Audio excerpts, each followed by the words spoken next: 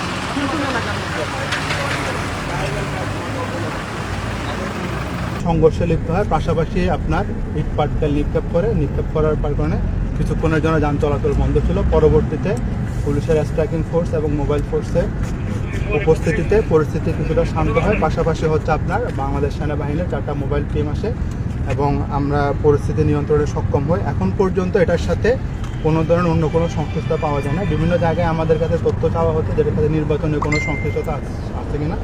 আমরা এখন পর্যন্ত আপনাদেরকে দ্ব্যর্থহীন ভাষায় বলতে চাই, এখন পর্যন্ত আমরা যে সকল তথ্য উপাত্ত সংগ্রহ করেছি এটার সাথে আপনার নির্বাচনের কোনো ধরনের কোনো সংশ্লিষ্টতা নেই, পাশাপাশি কোনো রাজনৈতিক সংশ্লিষ্টতা নেই।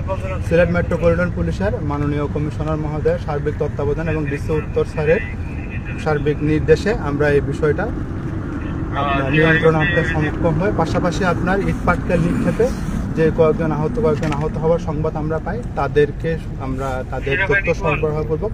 আপনার এই ঘটনার রহস্যটা উদ্ঘাটনের আমরা চেষ্টা করছি এবং পাশাপাশি আমরা আমাদের তথ্য উপাত্ত সংগ্রহ করার চেষ্টা এখন পর্যন্ত অব্যাহত আছে। এবং আপনাদের কাছে আমাদের একটা রিকোয়েস্ট যে আপনাদের কাছে যদি কোনো তথ্য থাকে সেটা আপনারা আমাদের সাথে সংগ্রহ করবেন, আমাদের সাথে আপনারা এক্সচেঞ্জ করবেন, আমরা সেটা সমন্বয় করে এবং সেটা তথ্য উপাত্ত বিশ্লেষণ করে তদ অনুযায়ী ব্যবস্থা নেব।